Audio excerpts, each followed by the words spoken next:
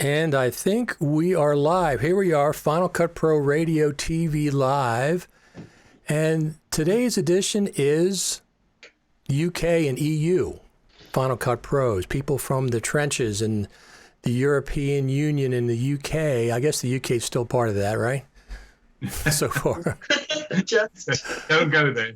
Well, I'm not. We're not. That's something we're not going to talk about specifically. But let me. Okay, so let me do a little bit of. I have to do a little bit of maintenance. Having connections problem. We have one more person that's supposed to join us today. Right now we have T.A. Franks from Germany, right? Yep. T.A. Franks. Barbara Keating from the UK. Right. Thank you for joining us, Barbara. And Peter Ewan from the UK as well. Hi, guys. Hi, everybody.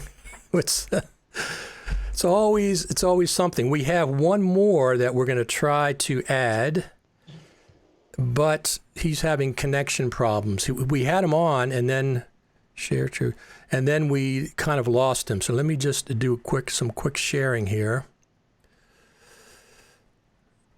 Let me see. And then we'll get on to talking about Final Cut Pro in the EU first. That's the first thing I want to do. Hello. Oh, wait a minute. Now we're back.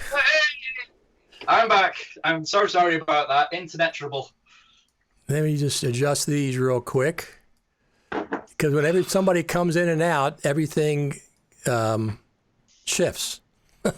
Sorry. That's no problem. It's no problem whatsoever. We were saying it's been very windy up in the northwest today. Yes, yeah. Is that what it is? Yeah, it's still quite bad this end. It's wind and rain, so... Yeah.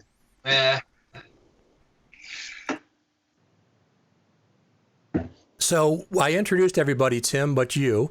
So Tim, now I'm going to pronounce your name Bork because that's what you said I could do, right? I did. And you're from the UK as well. I am. I'm from up near Liverpool, about 10 minutes out of Liverpool. Okay. In between sort of Liverpool and Manchester, but near Liverpool and Manchester, if that makes sense. Well, I don't know if it makes sense to anybody but you guys. But me. I mean, I know Liverpool, of course, because of the Beatles. It made it famous, right? I think I've heard of them, yeah. So let me just share a couple more places. So we're going to talk about Final Cut Pro in Europe, because I don't talk to a lot of people on this show. I haven't yet that are from the UK or from Great Britain or France or Germany or anywhere. So we're going to talk about what's going on over there real quickly. I'm just doing a couple more. See if I can post it a couple more places. Here we go. I think that's enough. That's enough. So what's going on in the trenches over in the UK and Germany as far as Final Cut Pro? Is there a dominant NLE, say in the semi-pro and the pro market? Is there one that dominates over there? I think Premiere, either mainly Premiere. Although I am aware of the BBC do use Final Cut for certain of the news broadcasts. They do like VTs and things like that. But other than that, I'm not entirely sure. It's a bit of a mixture, really. I come across people that use Final Cut and use Premiere, so it's really hard to tell. I don't come across people that use anything else. I come across people who. Still quite a lot of people are very stuck on either Avid or Premiere Pro, and people who, when 10 came out, they migrated to Premiere and refused to look at anything else. I was one of them people. Were you? I was, yeah. There's a lot of take-up with Resolve at the moment because they've been, pushing into all the colleges. So a lot of colleges and universities have been taking up Resolve because the light is free. So yeah. So Resolve is amazing. Resolve is what they're doing with that free version is absolutely amazing. If I wasn't using Final Cut, that's probably what I'd be using. That or I'd go to the iPad and use LumaFusion, which I really like a lot. I don't know if you guys have seen that. what they've done in there is just absolutely astounding on the iPad. But it is the fact that you can get that on an iPad is just incredible, isn't it? It is. I've interviewed both of them multiple times. I'm going to have them back on once they're working on FCPXML export from LumaFusion. That is going to be, well, it's all a game changer. They're just doing incredible stuff on there so far. Yeah. So you're saying it's except for like so let's go to TV and film work. Is that Avid? I would in Germany. I would say Avid is still somewhat a big player. I know some places where they use it. Final Cut is not as big in Germany. The Adobe, the Creative Cloud is like a major player because of Photoshop, After Effects, and Premiere. So that's where a lot of people are. And as mentioned, Resolve is starting, it's getting a lot of interest because also a lot of people are buying the pocket camera. That's kind of pushing it. I know a lot of independent filmmakers and also even rental places that usually do rent and stuff. They're starting to get the pocket cameras to do mobile stuff, and so that's getting pushed a lot. Final Cut, I do know that one of the colleges, they actually have Final Cut in the school. Oh, is that right? Yes, and so I don't know. It's hard for me to say because I'm kind of out of the age group, from schools. But I know from somebody that says they actually used Final Cut, which for me was a surprise because I would expect more of a Windows-based where they use Premiere or something like that. Right. Like that. I think the colleges that I know around here tend to use Premiere because it's bundled in with Creative Cloud. And it's just, with budget constraints, it saves them having to buy anything else. I found when 10 first came out, there was a certain amount of uptake for it, and it was a bit of a split because I was doing a lot of freelance training. And so what would often happen was I'd get called into a college to teach the technicians. So the academic staff in the media departments wouldn't look at Final Cut 10. It'd been out of the industry for a long time and didn't understand how fast and smart it is. Right. And also not digital natives. So all the metadata stuff was foreign territory for them. And I think people were quite scared of it. But the students, because it was free and you could get it on your laptop, and the students were adopting it and using it on their projects, bringing their laptops into the colleges to ask the technicians for help because the technicians hadn't had any training. So I ended up going around to quite a few universities and training the technicians so they could teach the students what the academics refused to look at. So that was a bit of a weird situation. And then people sort of, some ran to Premiere and some went back to Avid and sort of, kind of their heads in the sand and refused to look out. Do any of you use Premiere primarily? No. I don't. No, I don't either. Occasionally, when somebody will send me a Premiere file that I'll need to work with, and I absolutely hate it, so I get out of it as soon as I can. Yeah, I'm kind of the same way. I started, actually my first non-linear editor was Premiere, but it was on a PC at a local community college, and that was in the late 90s, and then Premiere Adobe dropped support for the Mac, and that was it for me. That was the same time Final Cut Pro version 1 came out. Yeah. I think I when I was at college, I think it was a Premiere 5.0. That was the one I primarily used, and that's where I sort of learned. And I was a Premiere person all the way through until I did my master's, which is higher end education. And that's when I switched to Avid, only for a short period. And it was, I'm trying to think. It was when David Fincher was, Apple released a video online of him editing Zodiac, the film Zodiac. Right. And that's when I first became aware of Final Cut. And that's when I thought, I like the sounds of that. And that's when I sort of switched, and that was 7. I went to 7 from that point. I actually came to Final Cut by accident because my original background was actually 3D animation, and back in school I actually hated editing because it was still back on analog systems with tapes and stuff like that. And this machine came in called Avid, and I was like, oh, this is kind of interesting. But I actually got to Final Cut when also used Premiere, on PC, when a buddy of mine, photographer, because I wanted to get a laptop, and then he was talking, he's like, I should get a Mac. And this was during when Steve Jobs came back to Apple, right, and OS 10 was introduced. And I remember OS 9, which I actually did not like. I did not like OS 9.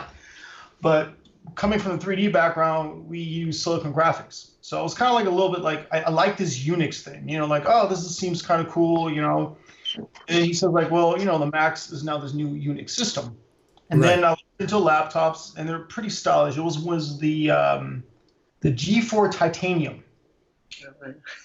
It's a titanium laptops, which were like... Oh, yeah, I remember those, they only had a CD drive. I remember back then it was a big thing because DVD came in, and they only had a CD burner, and I bought one, and I was like, well, what am I going to edit on? And that's how I got into Final Cut 3. It was actually version 3.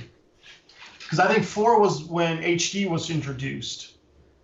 And they added a little more color in the timeline, like little green buttons. Yeah, I think it was.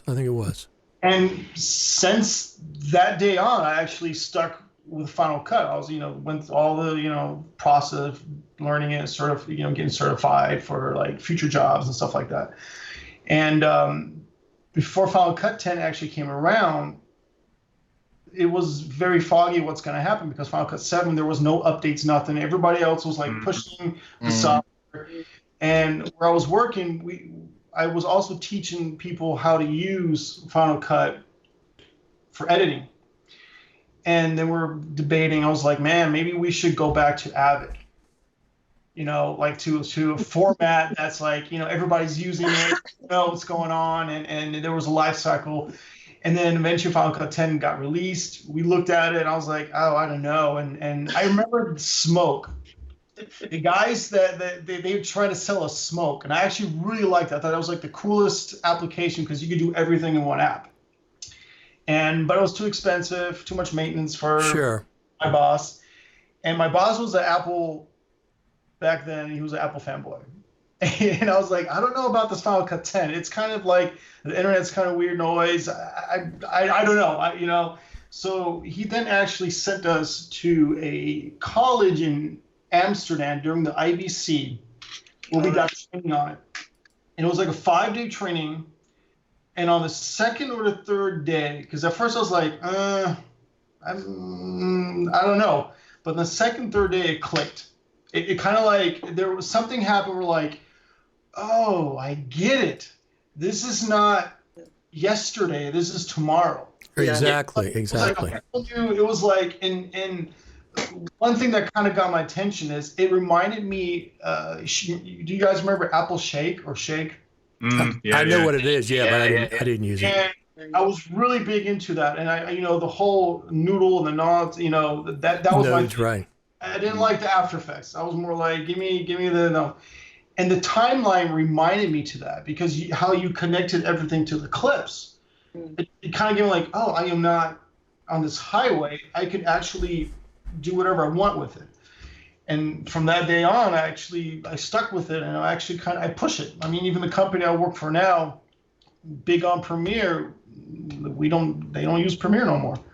Right.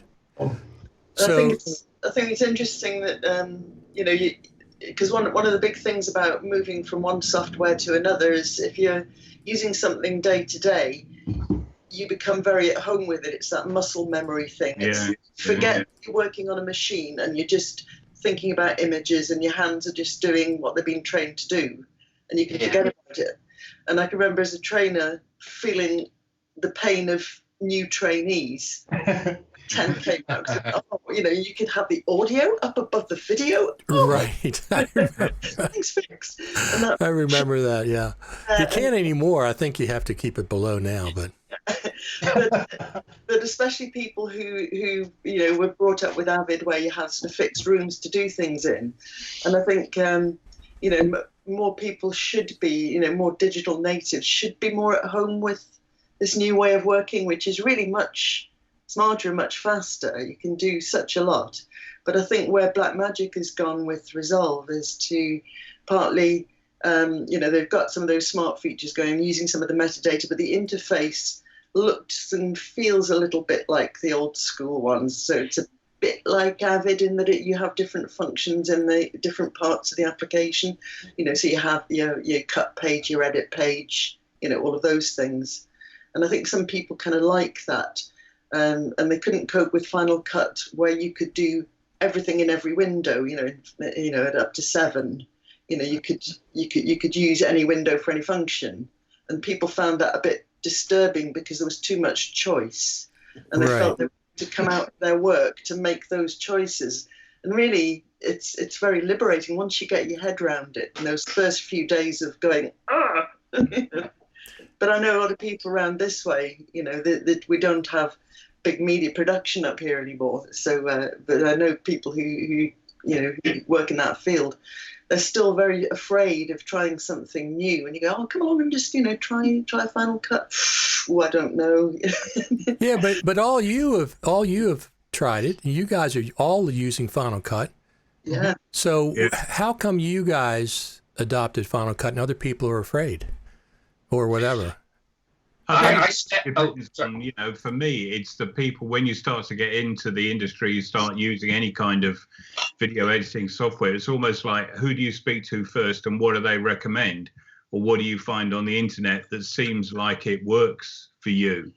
So basically, when I started making videos, Final Cut was the thing that they used way back in the day, and actually found this the other day. Final Cut Studio. I don't know if it Absolutely. Yeah. So that was why. You see, very good. Yes. But for me, I'm a self-shooter, so I do everything from getting the clients, filming, editing, delivering, all the way from. So for me, speed is the most important thing because I can't afford to have anything that's way too complicated. And I think, as you were saying, muscle memory is a massively important thing, isn't it? Once you're into something, you know the shortcuts, the quick ways of doing stuff. And the thing I like about tennis, it's just so fast. It absolutely. I mean, that's one thing that Final Cut Pro proponents always say when they're talking about different NLEs, and if you're having an intelligent discussion, not a my NLE is better than your NLE, or my NLE can beat up your NLE, but an intelligent discussion is the speed. And until you actually get involved with editing in Final Cut, a lot of people just can't quite grasp that concept. I think the launch didn't help neither. The sudden drop of support for 7, and then going on to that. And I must admit, when it came out, I wasn't put off by it, but I wanted to wait to see what came of it. And it was only, I think it was the release before 10.3. Can't remember now which that was, and that's when I made the decision to go to Final Cut, and I've been on that since. But you just want to see what everyone else is sort of doing first of all, and then it's like, oh, that's where all the interesting work's being done is on Final Cut nowadays. I thought that's where I want to be, so that's why I thought that's why I'm just going to bite the bullet and go with Final Cut. Yeah, I think when 10 came out, for me, the thing that enabled me to stick with it, and this isn't a promo, is Ripple training. I just think the work that they did when 10 came out. I think we'll all agree to that. Yeah. Yeah, just absolutely amazing. So, and that made the transition so much easier because, if you're doing it every day and you're making a living out of it, you can't afford to have a steep learning curve. I think it's like Barbara said earlier on, it's like, but doing the Ripple training, it all sort of clicked and you go, oh my God, it's me. That's right. And that was what was so great about it. And that's what I loved about it. Yeah. I think when I first got into Final Cut, somebody had brought a copy from America, because it was only NTSC then. We wondered why our videos were all straight. That was way back. But I'd done a master's in fine art, and then I'd done a media production, a 1-year media production course, because I started making videos on this fine art course, and I realized that I needed to get a hold of the technology and use it myself. So when and non-linear editing, like Avid had only just come out, so and it just arrived up here. So I was back in '92, and a couple of years later, I was trying to think how I could get a hold of the technology and use it the way I wanted to myself. And I saw this copy of Final Cut, and then I started playing around with it. And it was affordable because I was a visual artist, and I had a Canon mini DV camera, so I could make my own work. And then I'd gone on a trip to Tanzania on a filming trip for 6 months there, and they wanted me to set up a whole media course at the Open University there. And I was going, well, I'm just an artist who does video editing. I can teach you Final Cut, but I can't. I know people who can. So this started a conversation, and Apple invited me to be a trainer. So all through, I think I did the course when I was in version 5. And so I was still a trainer. And when 10 came out, of course, the training work here just cut overnight. Yeah, same here. That just absolutely went. Absolutely. But I decided to adopt it, even though it was painful to learn it, because I understood it was very, very smart, and people who were more computer literate, perhaps, than me, were able to explain how it worked. And, I just adopted it after that because it's really easy. And I started doing some just with a GoPro Fusion as a test project for a bigger project, doing some 360 stuff. And in Final Cut, that's just so easy in Final Cut to do the 360. It seems to me easier than other applications. So for someone who's not really familiar with that, I can jump in and I can learn a lot about how to do it without having to, go on a whole course somewhere else. Right, exactly. So one of the things that has been a discussion recently is the new version of Final Cut. Apple has pre-announced a update to Final Cut for the fall. And who thinks it's going to be 10.4.7 and who thinks it's going to be 10.5? Goodness knows. So the reason I've been watching the forums to pick up the signs as to what it's going to be. You can usually tell from certain people's remarks, can't you? Well, I have privy to certain individuals, but I also have my own ideas, regardless of what the individuals are telling me, that I can see sometimes patterns with Apple and Final Cut work out to what I think they are going to be, and they're not what the popular opinion is. And here's the thing. If it's 10.4.7, that's fine. If it's 10.5, that's fine. At some point, 10.5 is going to be coming out. The reason I keep saying 10.5 is, number one, is the normal upgrade cycle for full number upgrades for Final Cut Pro is 18 months. Okay, it's already 20 months.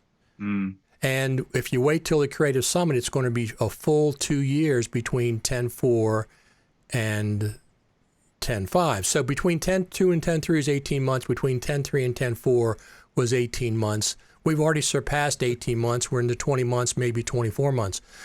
That doesn't mean absolutely, but what I think and what they've done in the past is, when I'm going to the Creative Summit, they always have had something new to show us, okay? Something brand new with Final Cut. Every Creative Summit, there's something for the Final Cut Pro team that's something new. So if a new version comes out like right before the Creative Summit, then that'll be the version, whether it's 10.4 or 10.4.7 or 10.5. But if 10.4.7 comes out 6 weeks earlier, say with the Mac Pro, say it comes at the beginning of October, and then 5 weeks later is the Summit, they have never to this point shown us something that was 5 and 6 weeks old.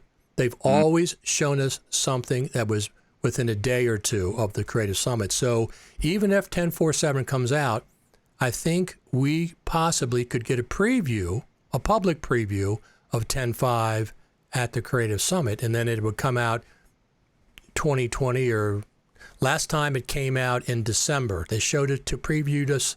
We previewed it at the Summit, and it came out in December. So that's what I'm thinking. Do you think they'll tie it in with the release of the Mac Pro then?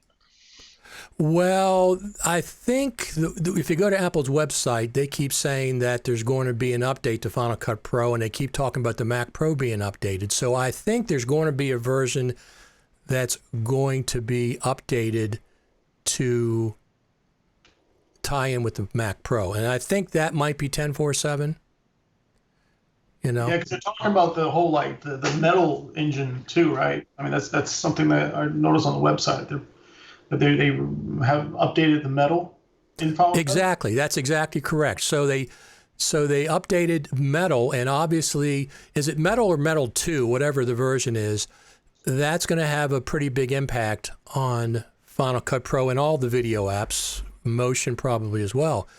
So Jasper Seeger said, did they show something new last year? Yes. They always, I'm not saying they released it at the summit, but within a day or two they released it. It was 10.4.4, I think, or 10.4.3, whatever it was. They always have something new. They don't show us, they don't rehash things for us at the summit. They don't say, this came out 6 weeks ago, everybody's already seen the videos. They always have something brand new, including the Ripple training videos. Ripple always has the videos out immediately. And so far, this is my fourth one. All three of the ones prior to this, there's been something brand new within a day or two of the summit, and that's what I'm expecting again this time. Now, that could be 10.4.7. They could wait that long because they just said the fall for the Mac Pro and for Final Cut. They just said the fall. Of course, the first week in November is still the fall. It's in the middle of the fall, so that could be. But if they release it earlier, I'd be suspect that they don't have something still new to show us. Like I said, it could be a preview of 10.5. I wonder if you think there's any chance of sorry, carry on. I wonder if it's going to be backward compatible. Yes. I wonder, like, if you know, it's like you have to have a certain operating system because they're going full, whole new operating system, and that's a little bit I'm worried about because we're not in the business of new hardware. So that's the only thing that, like, I'm thinking that the next, like you said, 10.5 might be a version where it's not backward compatible to the other operating systems. Because wasn't it like 10.3 or 10.4 where you had to had High Sierra, I think, to run it? Right. Typically though, Final Cut Pro goes back. It doesn't go with just the new operating system. And I'll give you an example this time. The Mac Pro runs on Mojave. They've already announced it.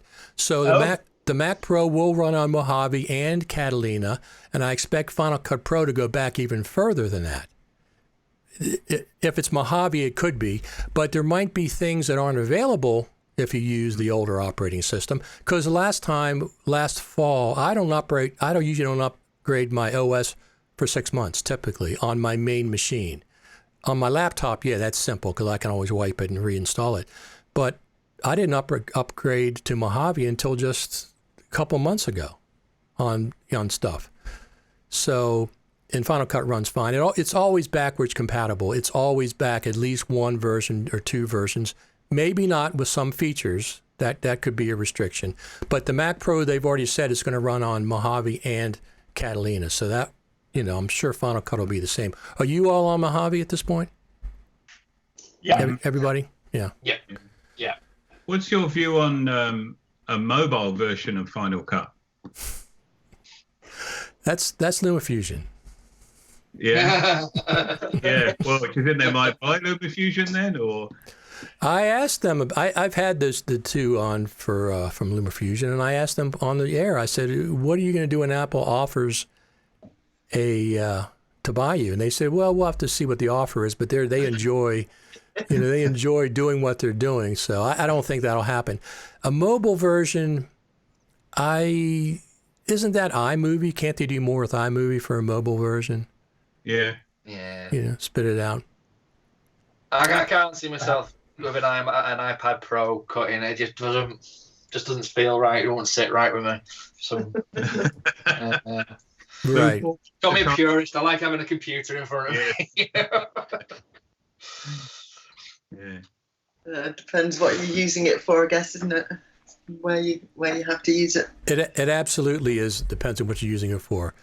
Yeah, I mean, the only thing I was thinking, if I was out with a client doing a shoot, the potential to start doing an edit on an iPad Pro that you could then show part of to the client and then come back and then drop that onto your laptop or your Mac Pro to carry on, that for me is quite a compelling argument. So, and it may be that if actually you can do that between LumaFusion and Final Cut, that would solve that problem.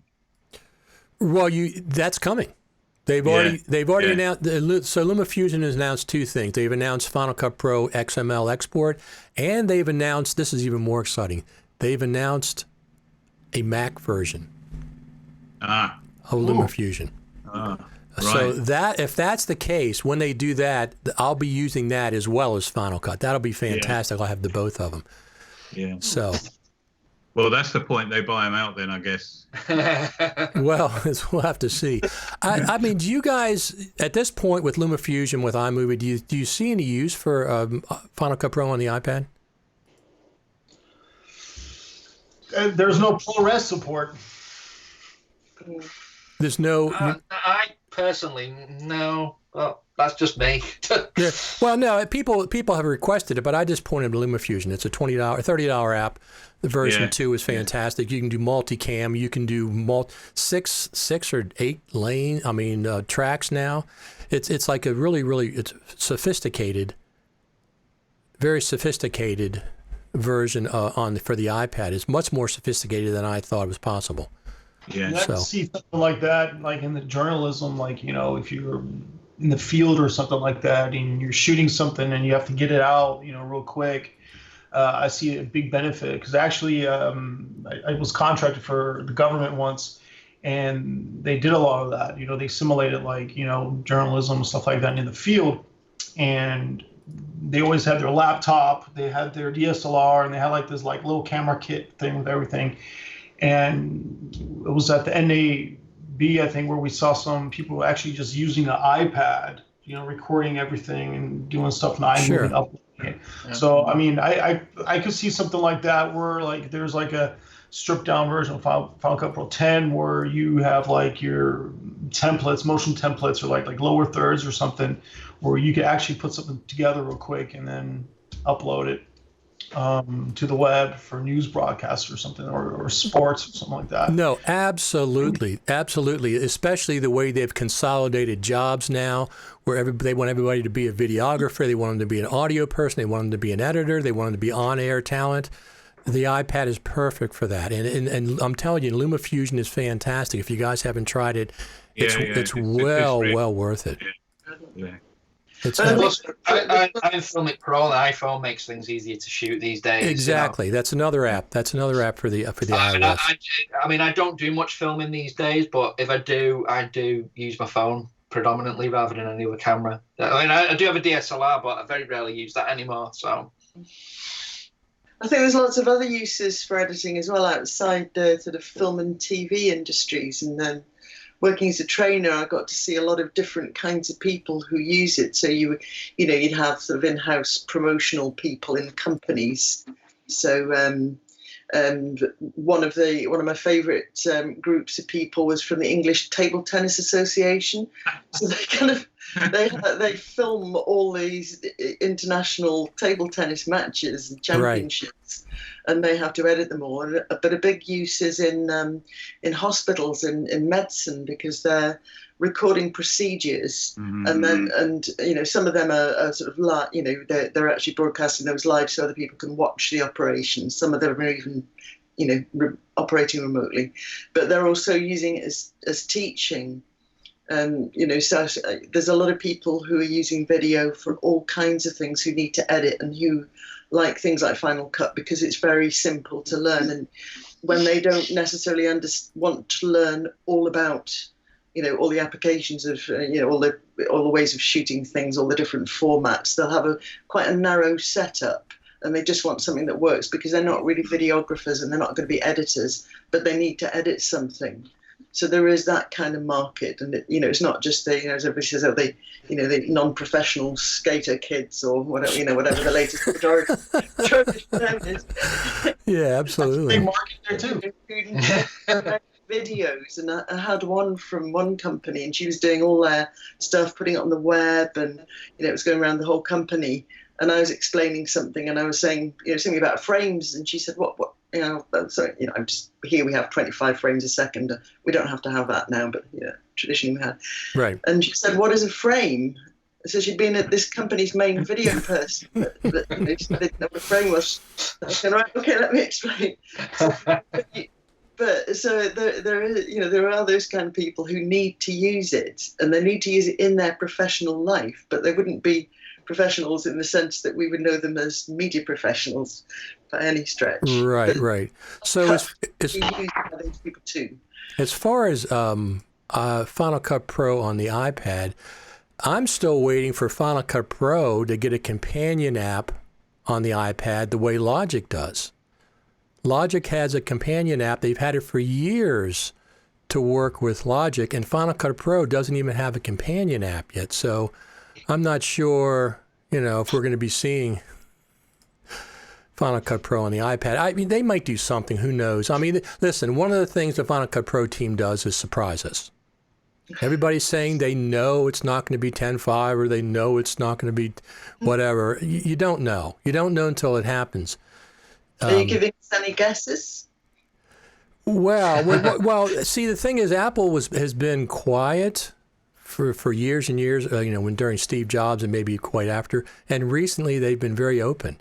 I mean, look, they had the meeting before the Mac Pro came out. They had a meeting with all the some top industry professionals, and they talked about that. They talked about they made a mistake with the cylinder Mac Pro. And so that's public. They've also talked, I don't know if they've talked about it, but they know there was a mistake when 10 came out. They know that, and obviously it was the way it was handled. Yeah. But big mistake. Well, everybody knows. That's absolute. Nobody argues that was a great rollout. That's for sure. I didn't have I kept using 7 when 10 came out. But I kept doing anything I could do on 10. I would. Well, maybe they learned from the past mistakes, because early in the conversation when everyone was talking about the release, for me, the release of Final Cut did not affect me at all if I should go with it or not.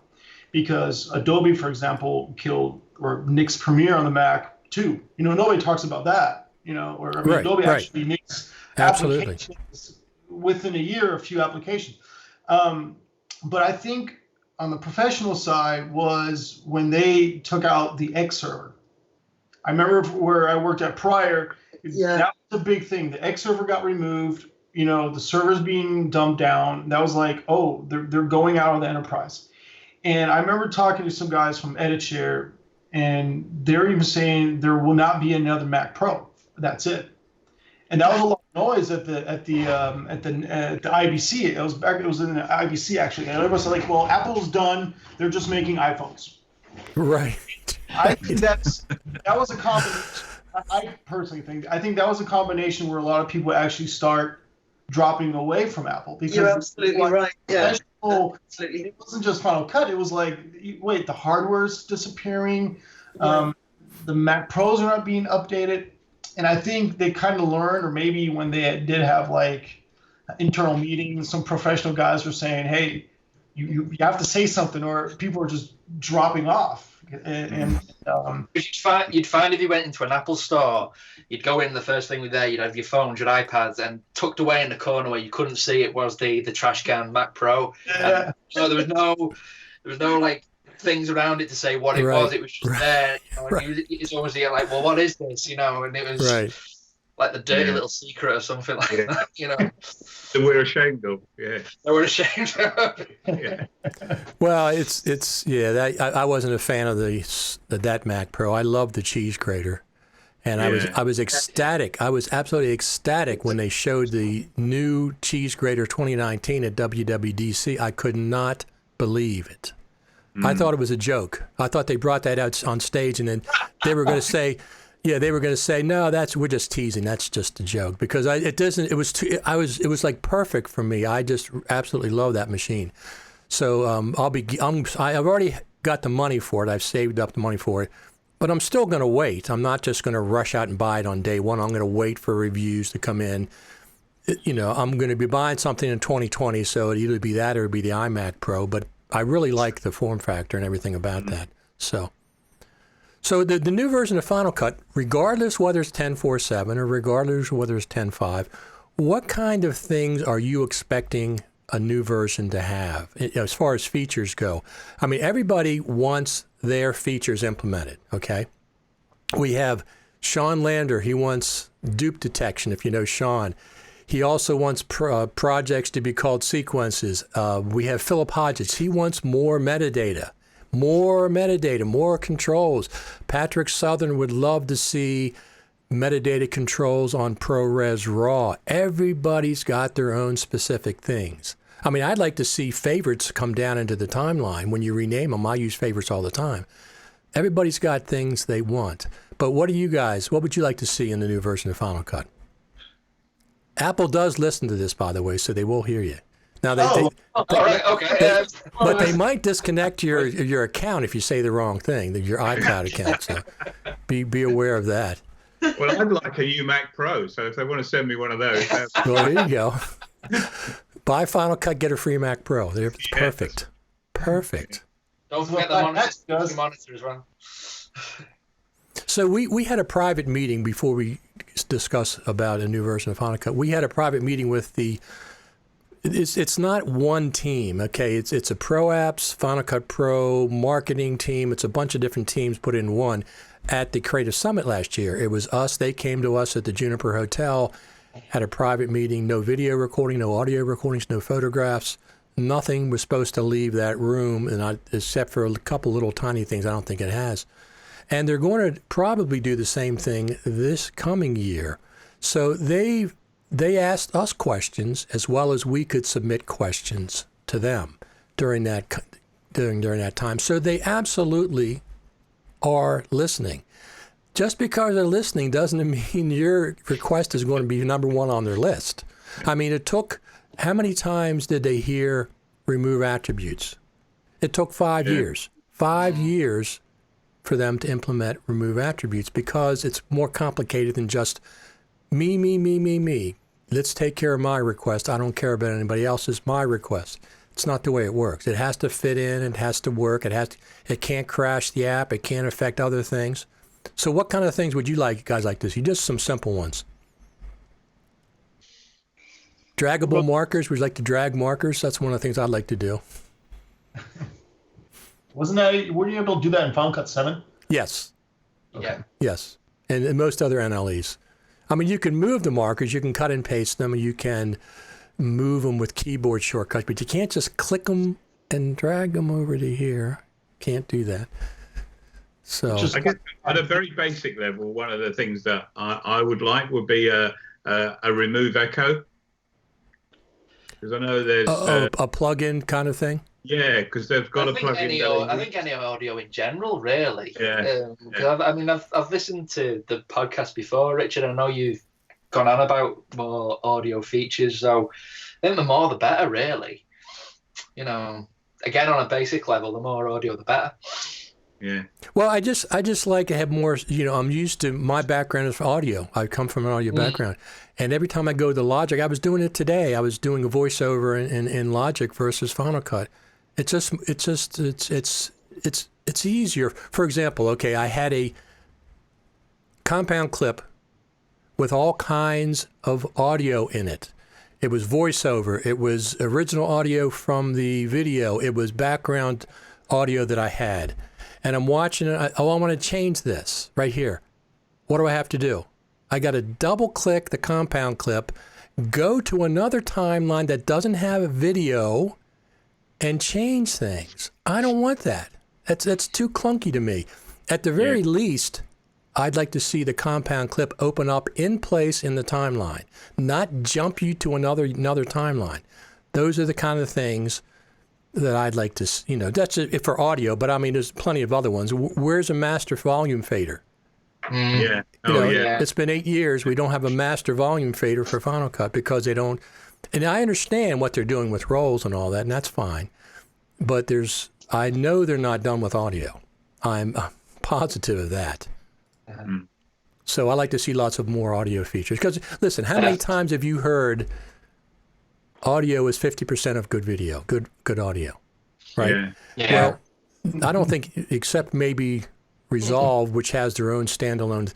Nobody puts 50% of their resources into audio and video in LEs, right? They put 10%, 5%, and the rest is video. There is quite a lot for audio in Final Cut, but it's not always that obvious, is it? It's not, No, they've come a long way for sure. I mean, they've, with the whole rolls and everything, they've come a long way. But still, I don't, when I have even a lane, I have 20 clips in there, 30 clips, whatever. I don't want to have to make a compound clip in order to apply a compressor or a limiter or an EQ. I want to just be able to apply it to that lane without making a compound clip. You know what I mean? Yeah. Well, one thing I like to see, actually, I have a few things. Just thinking of the workflow we have in our agency. Project sharing is somewhat a big one because we work with multiple people, and sometimes we have to pass it on. And there's just issues with sending an XML or even copying a library to the server, which sometimes gets goofed up with permissions, and then the library is corrupt and stuff like that. That's something I would like to see where you could actually, like the project sharing. That's something for what we do now is something that we could use. A decent tracking tool. I know this has been talked a lot. You don't need tracking, but for simple things, just tracking text and stuff like that, where like the client, I want this tracking, where okay, let me go into After Effects or something, because motion tracker is also outdated, and something like that. I know there's tracker tools you could buy, plugins. Right. It's just they're so slow and so it just feels like it. I don't know. It's just like it doesn't feel part of the software. It's very clunky to use, and the performance just slows it down. That's something I like to see, and also a little more automation in when using metadata, like when generating multicam clips, for example. Take the information, like scene and take, if it's there, put that into the multicam clipped information too, so I have to manually enter that in. Just stuff like that, like organizational. I can see a lot more in the organizational part too. So that's one thing people are saying. Now, it's not necessarily people that are really in the know, but they're saying that collaboration should be coming in a new version of Final Cut. Now, I expect collaboration to be a big deal, so that probably will come in 10.5, whenever 10.5 is out. But no, I agree. So it's very... The way things are shared now and transfer libraries, and you got to do this, and there's a lot of media organization, metadata stuff that has to be updated for Final Cut to do that kind of project sharing. A collaboration, I guess, is what everybody's saying. Everybody seems to think that's coming, so we'll have to see. I mean, I'm sure it's coming at some point, but who knows? I mean, like I said, we waited 5 years for remove attributes. So, I mean, that's... So don't hold our breath then. So from the outside, it's easy. Snap my fingers, I want this feature. That's what people like to think, but that's not the way it works, obviously. But anyway, I will be getting to see the Final Cut Pro team at the Creative Summit. Or I guess, are any of you coming to that by any chance? Would love to. It's too far and too expensive. Well, I understand it's expensive from the United States too. Yeah. I'm sponsored, so somebody takes care of that for me. But I'll be broadcasting from there, so I'll be letting everybody know what's going on as we know. But if you want me to tell the Final Cut Pro team anything specific, just whisper it, and I'll write it down. They need more work in motion. What work in motion? Do you want? More work in motion. They should give us a little more support. I know yesterday there was on the FCP Co. They actually were talking about motion. And I kind of agree and don't agree with a lot of the things were mentioned, but I think motion has so much potential. Yes. That they could push that app because we use Final Cut Motion, and we also have Adobe, and a lot of people use for simple animations After Effects, and they sit there like 3-4 hours to do something. I'm just like, you know what? Let me show you motion. Yeah. Sure. There's just That's always been the case, hasn't it? That people have just ignored it. Missing in it were you cannot go away from After Effects. It's little. I mean, like the track one. After Effects and Photoshop, they seems to be the two. And file support. One of the things. Sorry, Ben. The file support. I remember like when the old days of Final Cut were like, you were able to throw anything into application. It like PSD. I remember Final Cut 7 PSD was like, easy. It's like, why can't I put an Illustrator file into Motion? Good question. Is that a political thing or is it a technical thing? No, I don't think there's politics involved there. I mean, we open Photoshop files and stuff, but I mean, Motion has always. I'm not a Motion user.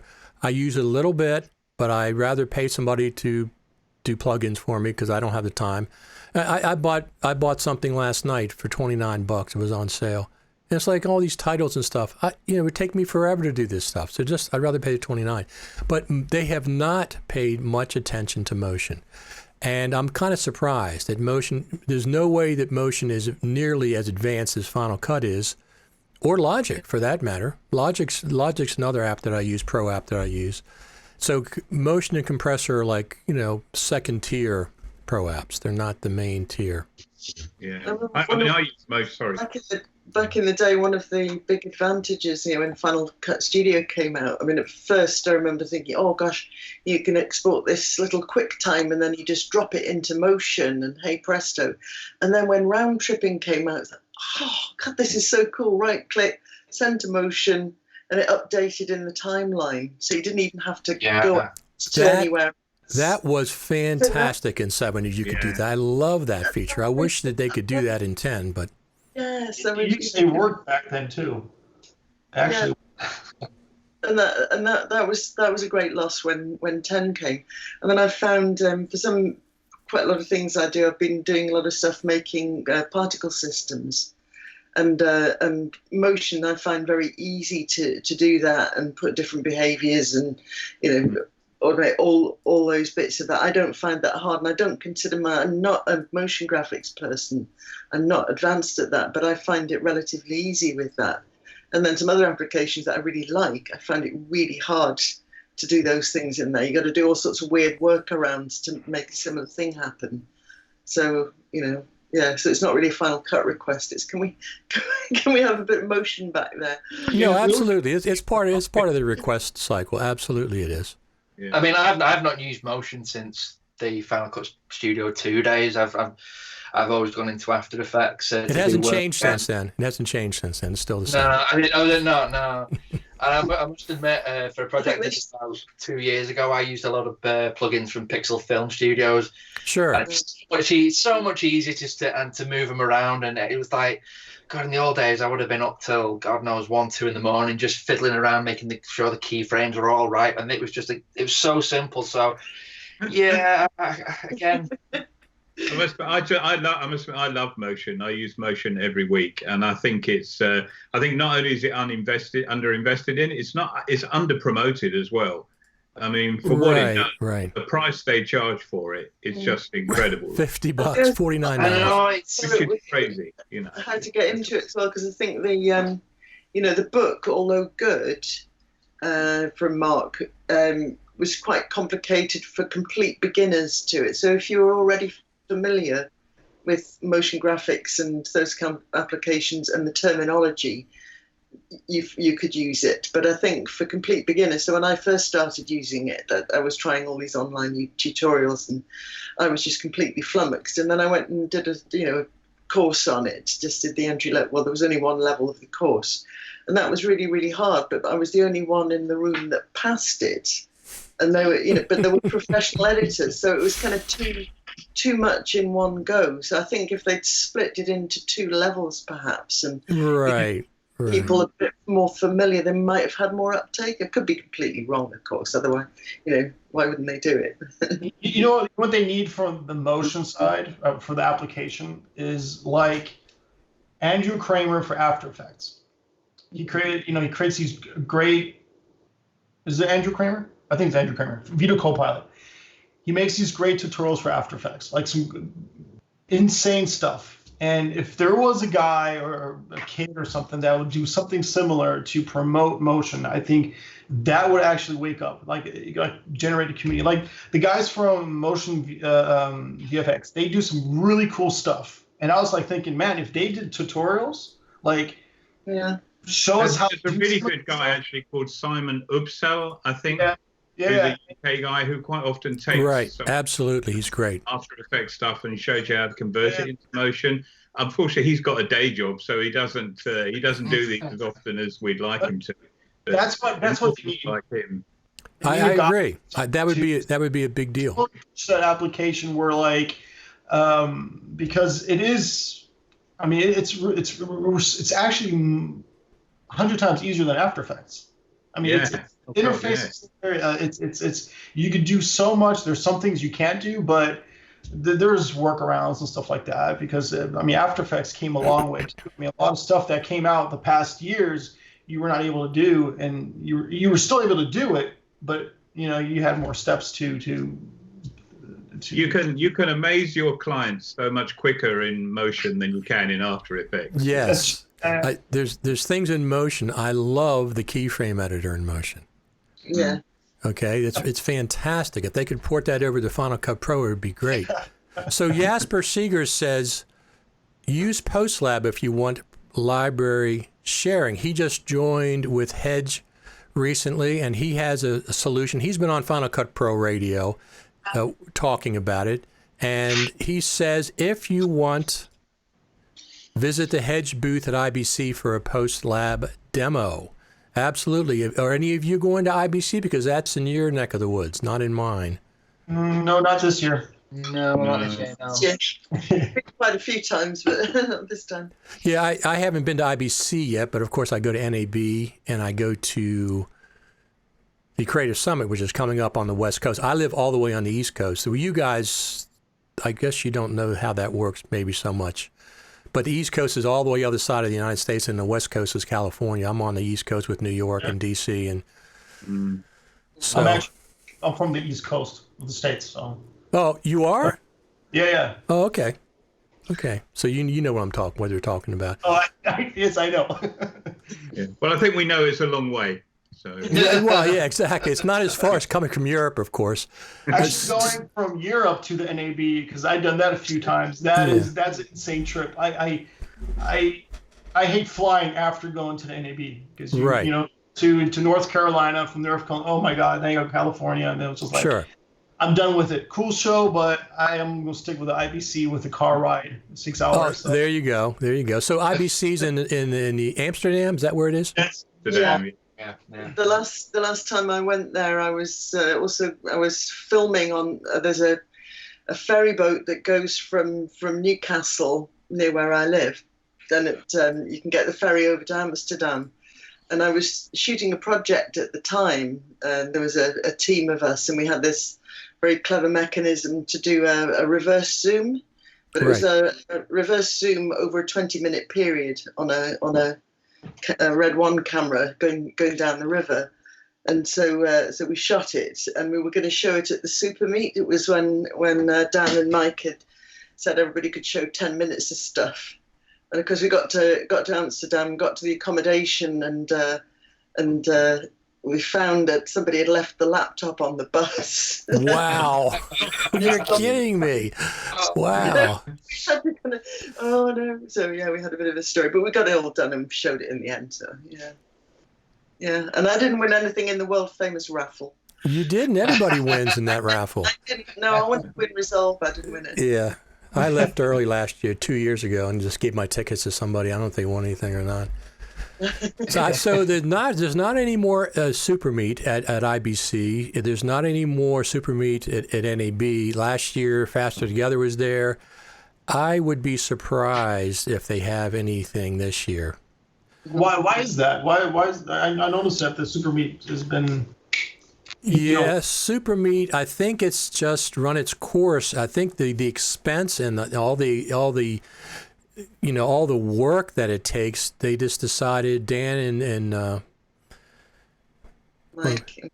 they decided it was this wasn't worth it, or they had a disagreement, and then LumaForge stepped in and did Faster Together, which was really good. But Patrick Southern left LumaForge for Frame.io, and Sam Messman has not left LumaForge. I keep reading that he has. He has not left LumaForge. He's still part owner. He's still the guy that started the company. He's just not involved with the day-to-day. And I think he was the main reason they had Faster Together last year. So I don't know if they're going to do it this year. We'll have to see. Because I used to tell people, if you're going to the IBC, you have to go to the Super Meet. Yes. That's the place to network. Yes, absolutely. Go to the Super Meet and stop by the IBC. That's how I used to see it. Go there first and then get a chance to look at the IBC. So we had a couple of comments. Here's one. Let me put it up there from Facebook.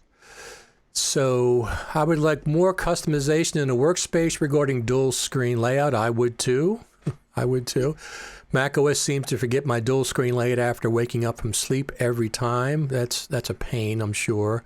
And she says, Emil says, and lastly, I'd like Final Cut Pro to perform much faster and fluently. Well, it depends on your hardware, of course. I never really noticed any metal acceleration. So those are two, requests. One of the things that Final Cut they do is it has to not affect performance when they implement a new feature. Performance has to be key, of course.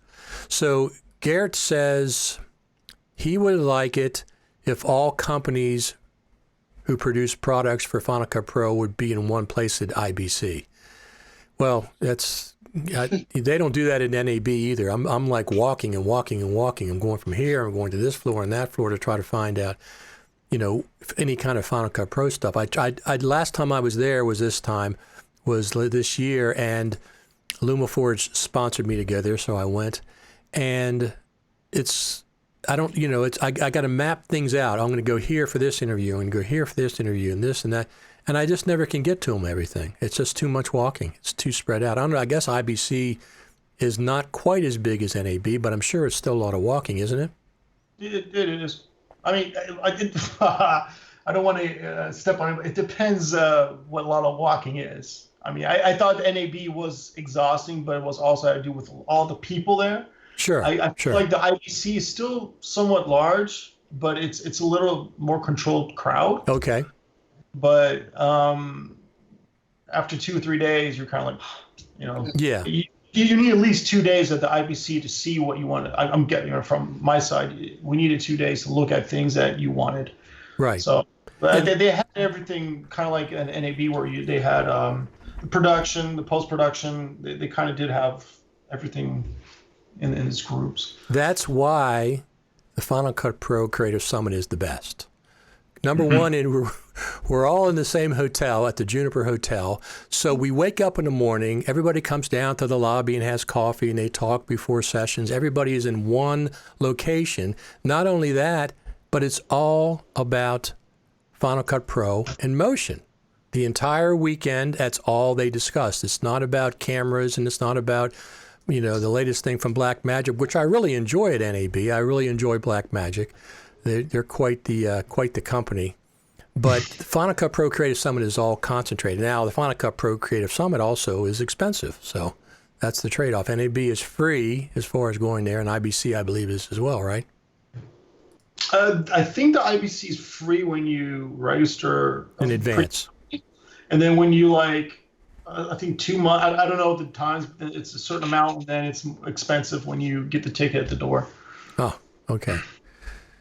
Well, I realize you pay for classes at both NAB. I mean, I presume at IBC as well. But yes. So we have some of our, I did 2 of these. I wanted to do one with the UK and the EU, and I did 2 of these with the Aussies, my friends from Australia. And they were just, just like this one. It went so well.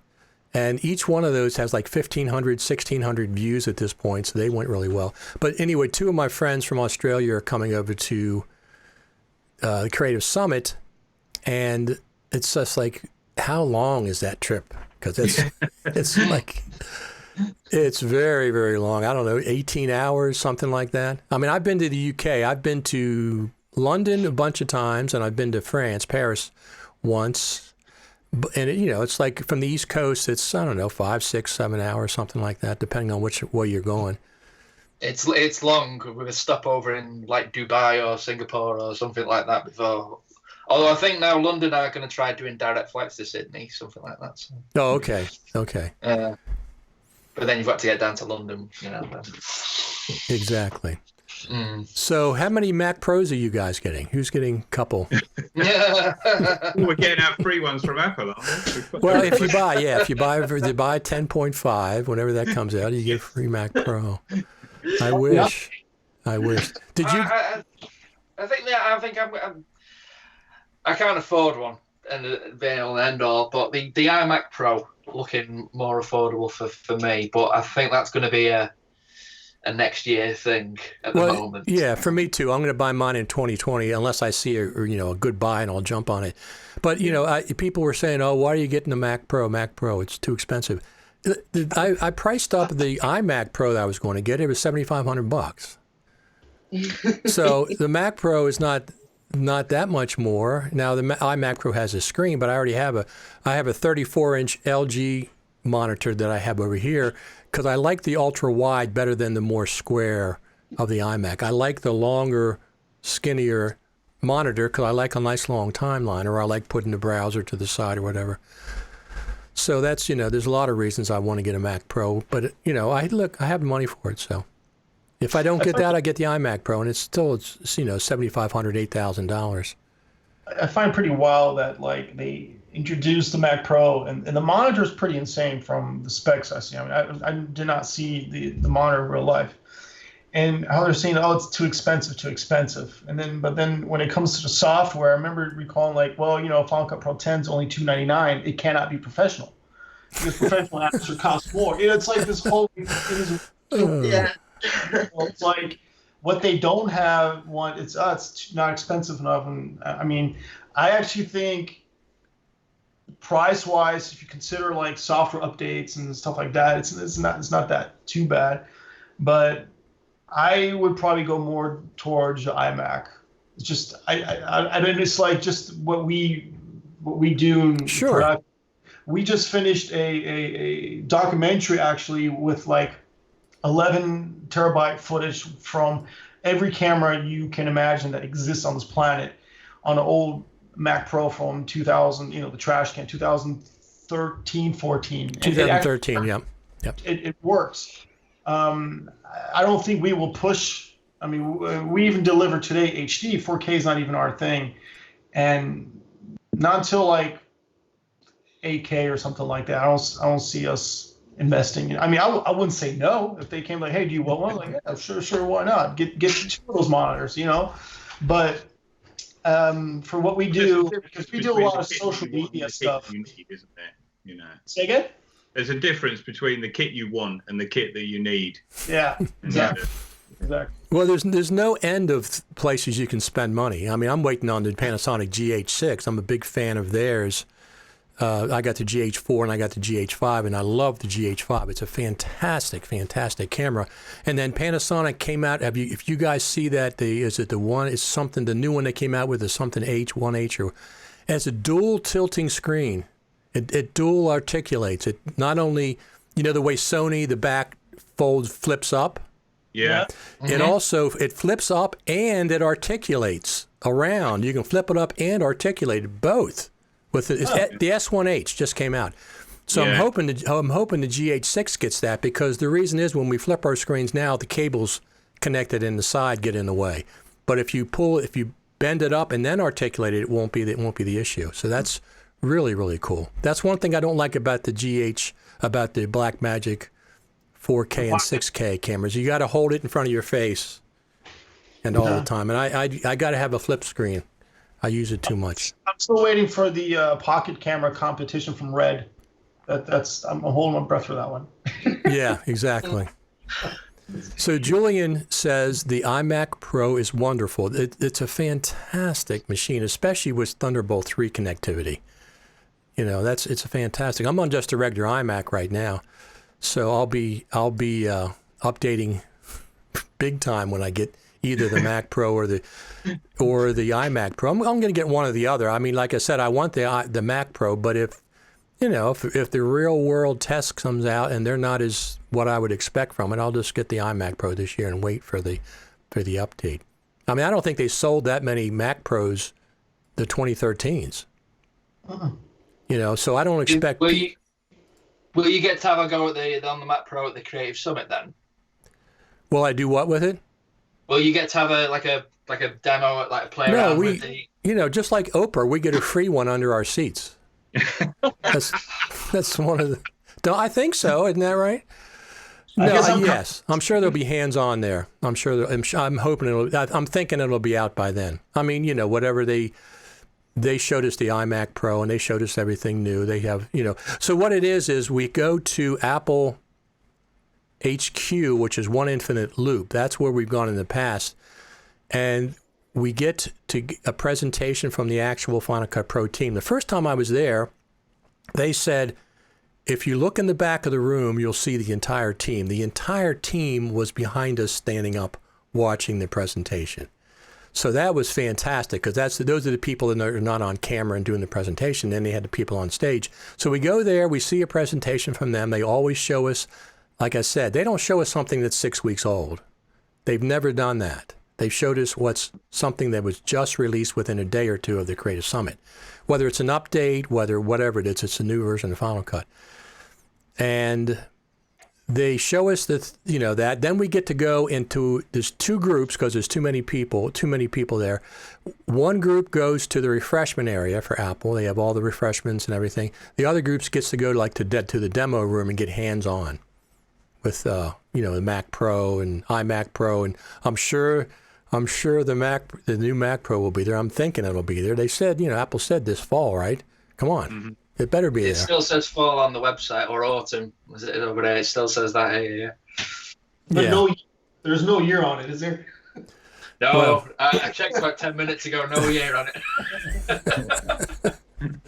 That's true, but they did say originally there was a time if you ordered the Mac Pro, it said coming in September, but they took that down. Because I clicked on it. Somebody said that, and I clicked on it to order it or get announced, not to order it, but to be notified. And at one point it said coming in September, but they've taken that down since then. Mm-hmm. So what do you want to tell the Final Cut Pro team, besides the fact that they're the best in the world? They're just fantastic people. They do a great job developing Final Cut Pro. What would you like to tell the Final Cut Pro team? A request or whatever? Come over to the UK so we can meet you. Yes, yeah. That's true. That'd be awesome, yeah. That's true. Well, I don't know. Is Apple at IBC?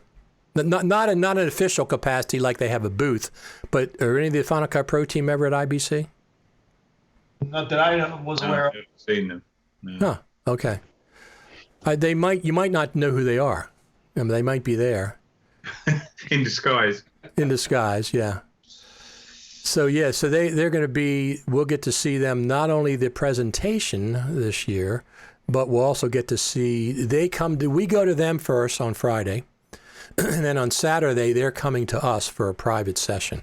When they had the last one, they announced, "Here's the deal: no video recording, no audio recording, no photographs. If that's not good for you, there's a Starbucks across the street, which is perfect." And they said, we don't want anything discussed in this room to leave this room, because then they can be a little more open about things. I mean, they didn't reveal any, state secrets or anything, but they did. We could submit questions in advance, like the day before, and they asked us questions. They asked us, why do you want this?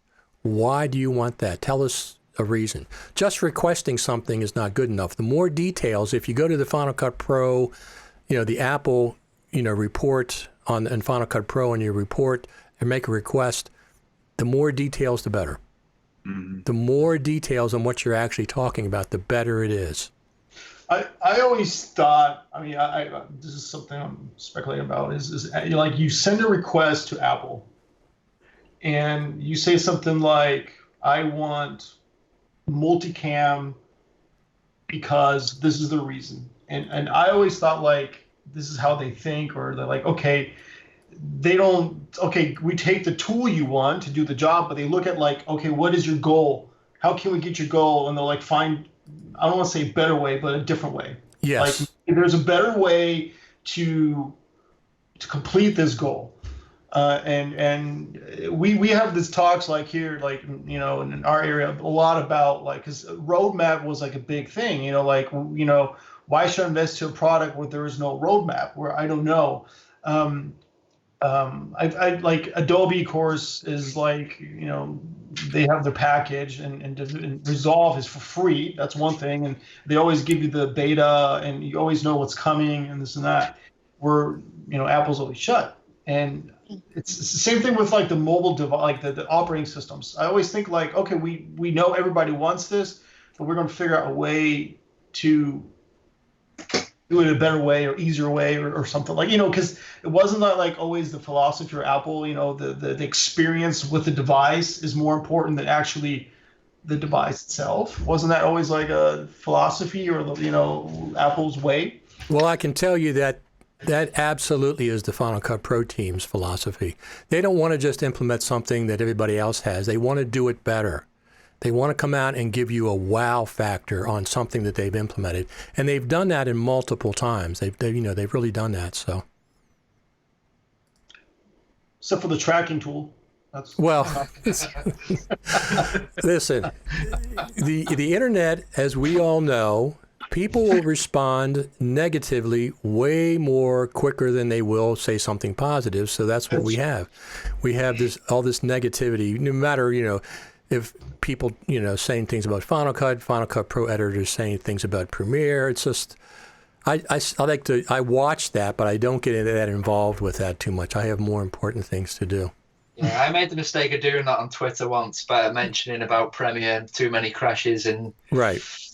Oh Lord, it unleashed that. Exactly. Mute. You know? Right, exactly. I tend not to get involved in them conversations, but you see them going on, and it's just like I watch them sometimes, but I don't. I can't be bothered. I get more important. Pull up the chair and watch the. One credit I got to give Adobe is they do contact you, because I remember we had a project, and this is when I started working at this agency I'm working at now. It was a Premiere project, and there was time lapse, speed ramps, right, in the timeline, and we had to send that timeline to Ari to get it colored.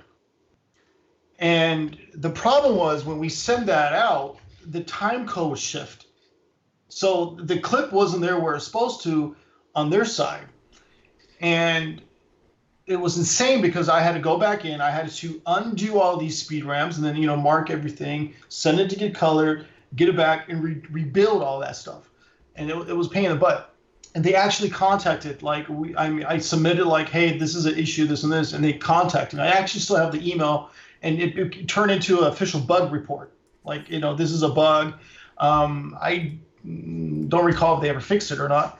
Because we never did something that way, because I was like, yeah, I'm staying away from that. No more speed ramps until final project. Sure, but sure. I have to give them credit on that, where they actually, you know, they came back, they contacted, you know, like they try to help us.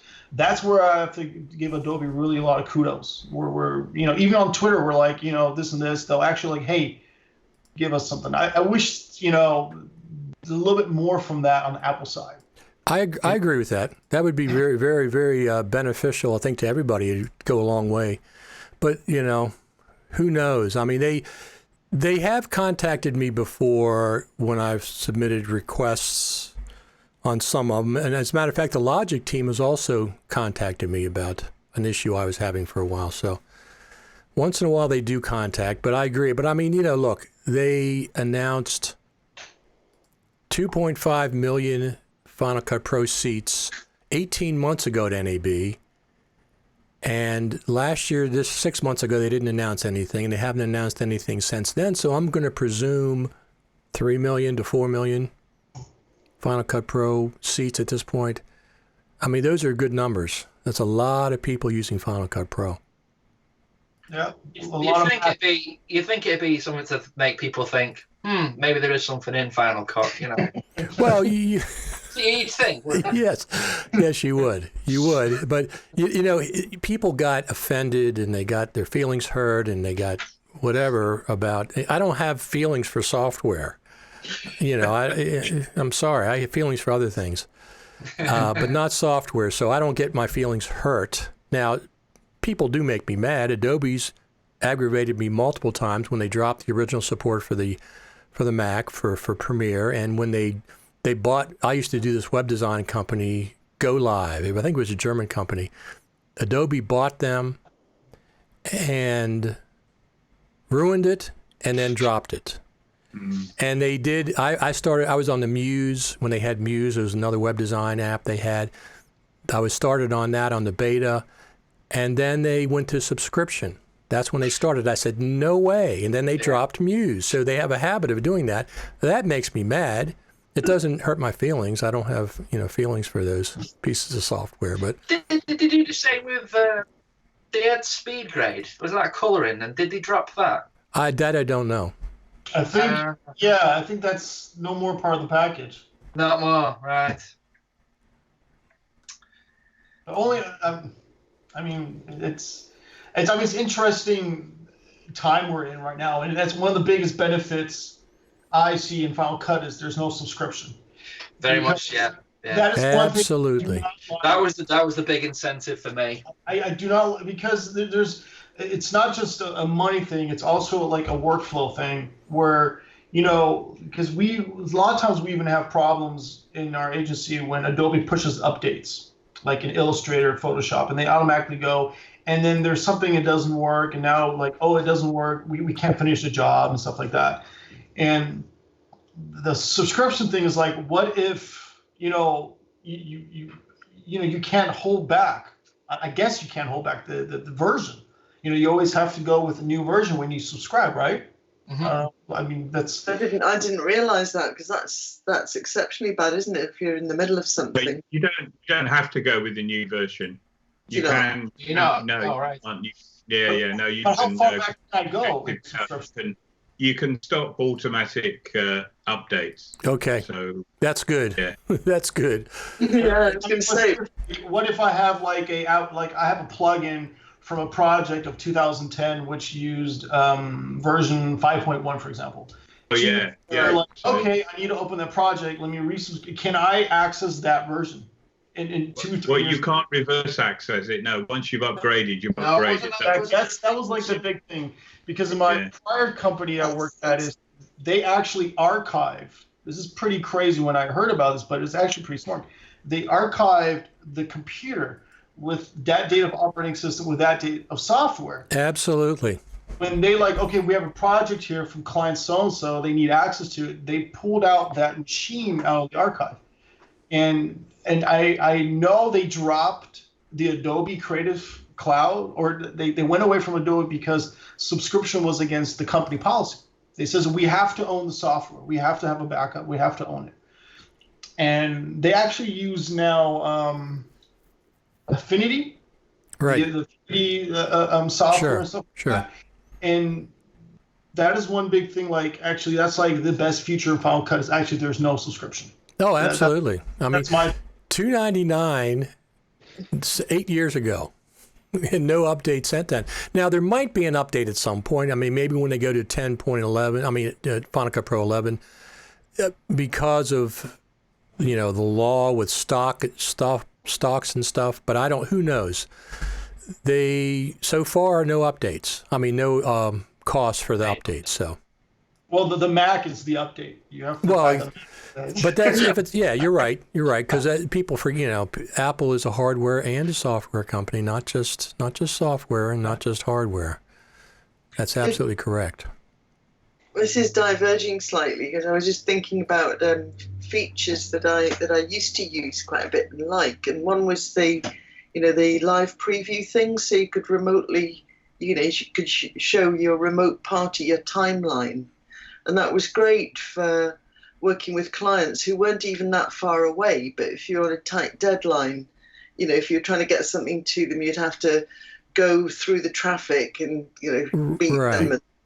That was iChat Theater. Integration now. Sorry? Can't you use the Frame.io integration in Final Cut now? I guess, I guess you could. It was just, it was just handy having it in Final Cut. So iChat Theater it was called. iChat Theater, yeah. I don't know how well it worked, if it was reliable, but it was a really, really cool idea. Yeah. I think the problem with that was the client had to have iChat. Right. Yes. Right. So that's like that's something. I think a lot like, how many people actually use it or not, and that's probably why it doesn't exist, because you still do desktop sharing, but we actually used that quite often back in the day in Final Cut 7. And it just the only thing that sucked back then, the internet wasn't as fast as today, so I was like, hiccups sometimes, yeah. I remember the old AOL dial-up. That's when I first got online. It's like, wow. They'd send those CDs in the mail every week, brand new CD. Oh, wow. Another one. Oh, look at this. Another AOL CD. So do you guys have any favorite tips or tricks or keyboard shortcut that you'd like to share with everybody? Even if it's secret, we won't tell anybody. So, well, one of the things that I do, and I talk about this, is I look at the top 10 things that I do over and over and over and over again when I'm editing. So I zoom in and out of the timeline all the time. I deselect all the time. And what else do I do? There's a couple of other things that I do all the time. And the more I do something, the more I'll map that to a single key shortcut. Okay? So for example, deselect is I think it's Option D by default. It's some combination with D, but I deselect all the time, so I made it just the D key. And now, see, now, because the D key is overwrite, isn't it? Overwrite, but which do I do more? I deselect a lot more than I overwrite. So therefore, I made the D key on Final Cut Pro deselect, and overwrite is Option D, because I do it less. Zoom in and out is Apple plus, Apple minus. But I have to look at the keyboard because they're too far apart. I don't want to do that. I made zoom in and out single keys right next to J, K, and L. So I keep my left hand on J, K, and L, and I can zoom in and zoom out without looking at the keyboard. The more you use something, the more you should use make a single key keyboard shortcut. So, and the other thing is you can't overwrite the default. When you go to make a change it, you have to save the default keyboard shortcut so you can go back to it just like that. It's very simple. For teaching, for example. A couple of you guys are teachers, right? Certified trainers or certified? Yeah. Used to. I always was quite keen on people learning, especially, going up to Final Cut 7, people learning a lot of basic keyboard shortcuts, just simply ergonomics. Sure. And, people would be, claw hand on the mouse all day long. But if you have two hands on the keyboard, it's much more sensible. So I was quite big on the ergonomics. I think, just if people are working on shared workstations, just make sure that you're not messing around with keyboard shortcuts on shared accounts. Well, that's the thing. So it's first off, people do that to wind each other up, don't they? Yes, they did. But I used to go into I used to service Final Cut Pro stations from a company in Baltimore, and we'd go in there, and the guy editor at night had brought in his keyboard shortcuts and didn't switch them back. But it's easy to switch back. Just go to the default. But I keep a copy of my keyboard shortcuts in Dropbox, so I can access them anywhere. Yeah. And the other thing I do is I keep my Final Cut and Logic keyboard shortcuts the same. For example, I brought over J, K, and L to Logic, which didn't have it. It's an NLE, but I use it all the time, and I rest my hands on the J, K, and L keys. So I brought that from Final Cut Pro over to Logic. Yeah. I try to keep them very similar, both sets. Well, I think that is important. Go back to the muscle memory thing and that ability to forget that you're working on a machine. To a certain extent. When you get into a workflow, you're not always rethinking, I'm in this application, what am I using for that? Because sometimes, especially if you get tired, sometimes, if I'm working in Resolve, and I'll kind of hit the wrong keyboard. And oh no, that was Final Cut one. So yeah, there's definitely a case for standardizing for your own sanity. So get tired. What is that? Yeah, we don't do that, do we? We can't get tired. It's like there's no. Yeah. I like the where you could actually hold down the key, and then it's activating, let go, deactivates. That's one thing. I'm a big keyboard guy in Final Cut, and I really love where like I can go to the event timeline. I can just jump back and forth and just without even using the mouse. So I do like even my young ones in the company. I always tell them like learn the shortcuts. Just it'll become. It's like it'll become nature, like riding a bike. If you just do it for 1 week, it becomes like you train the muscles. And that's actually interesting because I had a story. It was at the IBC where I was at the Avid booth looking at Media Composer, and I asked a guy, "Can I edit with the keyboard only?" Right. And they're like, "No." And I was like, "Oh, no." And I was like, "I'm sorry, I'm gonna go to the other game." Right. No, but I mean I think you're much faster with the mouse. Like I have all these jog wheels and stuff. Right. And I mean all these, like I have one sitting here from Euphonics. Old.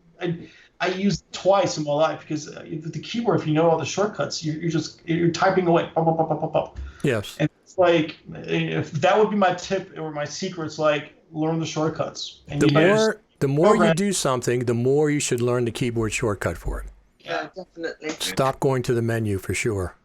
Mm. That will speed up your the way you work. Like in Final Cut 7, I don't want to brag. I will now, but go right ahead. Go ahead. You're really fast in Final Cut 7, and the only trick I had was I knew the shortcuts. The other guys always like, okay, move my mouse here, move there, and I was just pop, pop, pop, pop, pop. And they're like, oh yeah, he's fast, But it's like actually, all I did was remember the shortcuts. But I mean, it looks really smooth as well, doesn't it? Like they're waiting for something to happen, and you go, well, I've already done it. Right, exactly. Like, wow. Waiting to get on the mouse and go all around the screen. And if you have a producer watching over your shoulder, he goes, "How'd you do that?" What'd you do? I said, "Don't worry about it. Just let's get back to the edit. I don't want them to learn all my shortcuts." You guys. That couch is pretty far from the keyboard. There you go. It's like over there, like, hey. So. One of my other things is that talk about economics is nothing to do with the software or the computer itself, but when I was able to, I bought myself a sit-stand desk. It's one of those Ergotron ones, and it's got a counterbalance on it, so you just stand up and pull the lever, and it comes up with you, and you can counterbalance it to the amount of peripherals you have on your desktop, and that's the best thing I've ever done. So I move between sitting and standing, sure, especially on long projects. You get a lot less tired. Absolutely, I have the same thing. I have a motorized one, the one I'm on right now. And if you get to a certain age, you feel all the aches and pains more. So you're actually saving your back, and we do spend too much time sitting. So absolutely. Investing in that's been one of the best. Well, that's really interesting actually, because I've been thinking about investing in one of those, but I've not known anybody who's had one. So it works for you, does it? Definitely. Oh yeah, absolutely. And I looked at various ones. There were cheaper ones. You wound a little handle to bring it up and down. But I went to view I won't name the well-known flat pack company that makes them. Had a wind-up handle on it, and the display model was broken. There you go. I'm not. And I read a lot online. I did a lot of research online, but it's a very well designed piece of kit, and it is you can just adjust the weights, to counterbalance whatever you've got on your desktop, whatever drives and monitors and things, and then just pull the lever and up and down it goes, and it's definitely a lot. No, absolutely. If you spend 8 hours at a desk, you absolutely should have a stand and sit. You don't want to do anyone for 8 hours. You don't want to stand for 8 hours. You don't want to sit for 8 hours. You want to go back and forth, back and forth. Yeah. The cheap version of that is your Apple Watch telling you to get up once an hour. Yes, it does. It does all the time. Yeah. Yeah, but your desk, it doesn't tell your desk to go up. No. Actually, there is a model that you can put a timer and it'll drive up automatically. Is that right? Very cool. But how would you not be tempted to change the timer so someone sat there and it's just going? But It's also going to recline mode, you know. There you go. Take a nap. Yeah. Absolutely. I did a stand-up desk. I mean, I had back problems, still do. Yeah. And when Me too.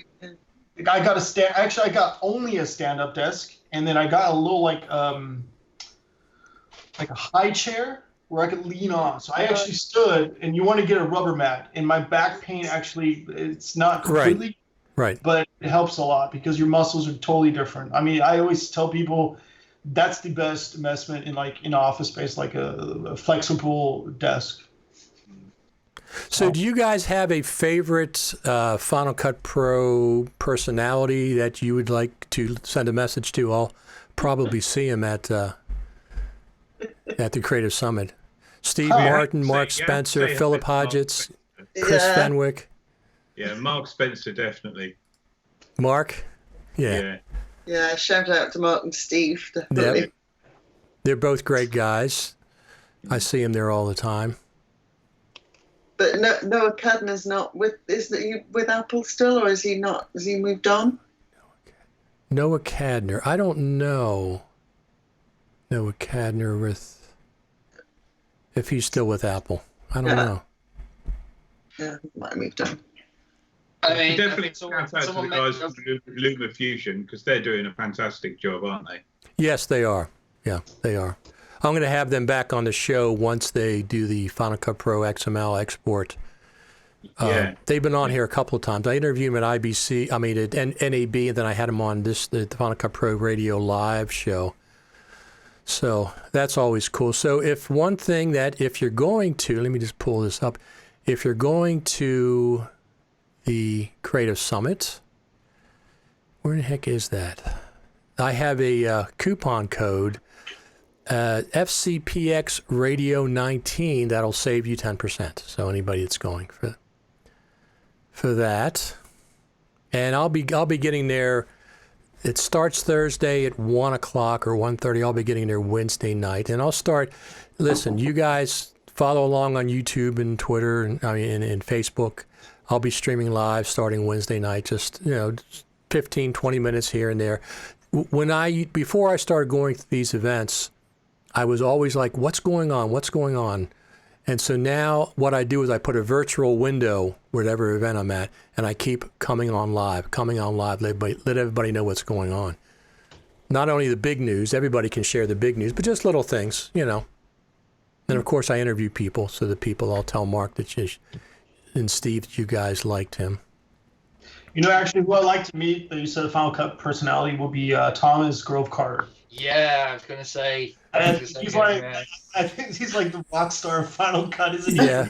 Well, I invited him on this chat, but he said, there was a reason. He was just busy with things, so he couldn't make this one. But we'll have him on another one. He's been on Final Cut Pro Radio before. I'd also shout out to, is it Brad Olson? For making the Upper Tracks documentary, because I thought that was fantastic. That was phenomenal. To open the eyes to people. I mean, some people who were, shall we say, not wanting to use Final Cut, I pointed them in the direction because it's on Amazon Prime in the UK. Yep. So it was easy to watch. And shout out to him because that documentary was amazing. So I was a co-editor on that. Did you know that? Yes, I did. So Brad and I are real good friends. We met at the Creative Summit. He was on the radio show before he went to the Creative Summit. And he has a free version, a 45-minute or 50-minute free version of Off the Tracks on YouTube. It's an abridged version. It's not the full version. So right. The full version is on Amazon Prime in the UK. There you go. So I think we've solved everything. All the problems that Final Cut Pro has, all the problems of the team. The team can contact us personally, right? I'm going to give everybody your no. Is there anything you want to promote before we head off here? Anybody want to promote anything?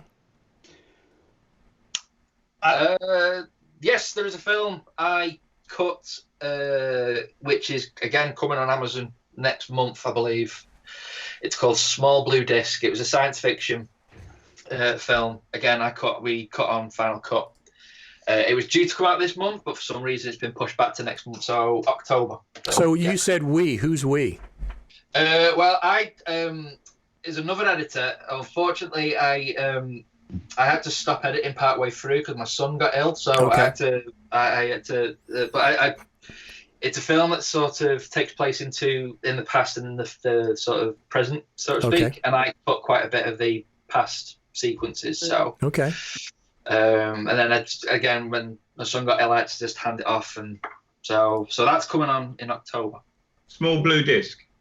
Small Blue Disc, yes. There you go. And I'm actually working on something else that we're trying to get funding together for, and it's a project that I did a pilot for last year, which is called Bees Banquet. So I'm also a beekeeper, and I was going to ask you about that. I said, let me go over this real quick before we get off here, because I saw. So it says you're a beekeeper, and well, wait a minute. There's something else on there. A wild swimmer. What is a wild swimmer? What is that? It's just you swimming. It's just used to be called swimming in rivers and lakes and seas. Okay. I've interviewed a beekeeper locally one time. There's one that there's a farmer's market up the road from here, and he came for a couple of years, and I was just fascinated with the tales he told about beekeeping. Absolutely. It's very interesting, and there's a lot of mythology about what bees do, and there's a lot of mythology about what they do in the winter, and they go into this cluster in the winter. And I was commissioned last year to do a project, and I was commissioned in November for delivery in March, and it was for the local museum service to be shown at the Natural History Museum in the northeast here. And that's the very time, and they wanted this project about bees, and it's the very time when you can't open the hive because it's winter. Ah, okay. What am I going to do? And because I'm a visual artist and don't feel tied to any one particular means of making images, and there's always a making element, so it's video and installation stuff, there's always a sculptural element. So I looked around and wondered what I could do, and I thought of thermography because you can't open the beehive.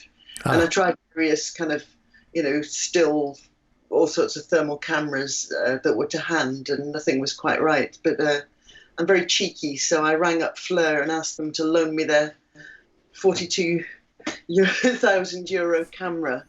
And I filmed this winter cluster of the bees from underneath, and nobody's ever done that. Nobody's ever done that before.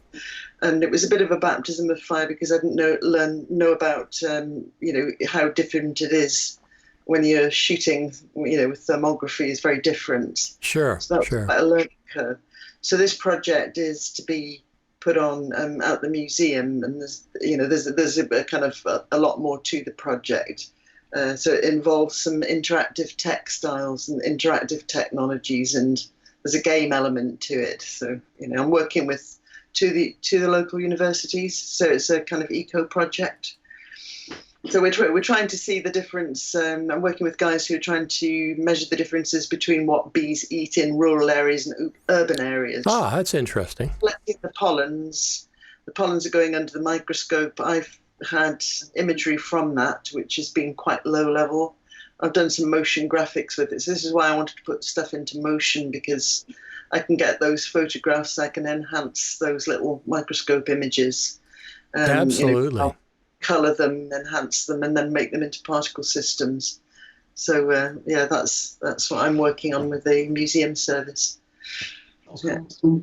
I like to promote a documentary we just finished called Endless Winter. It's actually being premiered at the Tegernsee International Mountain Film Festival this year, and also Cannes. It'll be okay. And it was I'm kind of proud of it because it was actually a workhorse. It was the documentary where footage was like since 2013. I got a lie now. Footage was coming in, and like I said, 11 terabytes of all kind of crazy footage, different cameras, and it's actually a very interesting story. It's very, very, Endless Winter. So there'll Endless be more, Winter. Yes, more coming in around promotional and stuff like that. So. Well, a lot of the stuff I do is for corporates, but I give about 10% of my time every month for free to charities who need some promotion or whatever and can't afford it. So I work with them from start to end, and just finished working with a local child abuse charity, which wasn't exactly a laugh a minute, but hopefully is going to be really powerful. The objective was to try and break down the barriers so that people who could use their help know what it's like when you go in there and you get counselling. So it's, a rewarding thing to do. Absolutely. I work with animal rescues for my pro bono work in the area. I work from 3 or 4 different animal rescues, and it's the same thing. Sometimes it's not pleasant, but I like helping with promotion and stuff in this area. It's incredibly rewarding, isn't it? I think it certainly is. I've made some great friends and rescued some great animals. So. Well, what I tend to find is that if these kind of organisations are going for sponsorship or from some corporate support or even funding, if you can provide them with a 2 or 3 minute promotional video, that goes a lot way further than a 10-page proposal, because we all know people don't read things anymore; they watch things. Video is everywhere. We'll close with this. I don't care what corporation you're working with, what job. There's a brewery up here in Frederick, Maryland, that had an ad for a full-time video editor. One brewery, and the reason it caught my attention is because they wanted somebody that knew Final Cut Pro. So I said, oh, well, that's pretty cool. But it's just like everywhere you go. Somebody else that job. Yeah. Free beer. Well, that's one of the questions. What kind of beer do you like that they had on there? Okay. Coffee, I could tell you. I worked at the National Archives in Washington, D.C., and coffee, I can tell you. I used to bring my own kit to work and my own water because I didn't like the water in Washington. So I also bring it to the Creative Summit. I bring a stainless steel pour-over kettle and an AeroPress, and I grind my own coffee, put it in the bag, I measure it out. Because when I get up in the morning, I don't want to have to get dressed and go out and get coffee. I want to just stay in my room, get my first cup in me, then get dressed and go out for coffee. Right? Civilized. Yeah, civilized, exactly. No, I drink tea. I'm not a coffee drinker. Tea is good too. Tea is good too. Absolutely. Decaf tea. I can't function without that first cup of the morning. Yeah, absolutely. People talk about of oil shortage. The world would come to a standstill if they had a caffeine shortage. That's when there'd be problems. I want to thank each one of you for coming on tonight.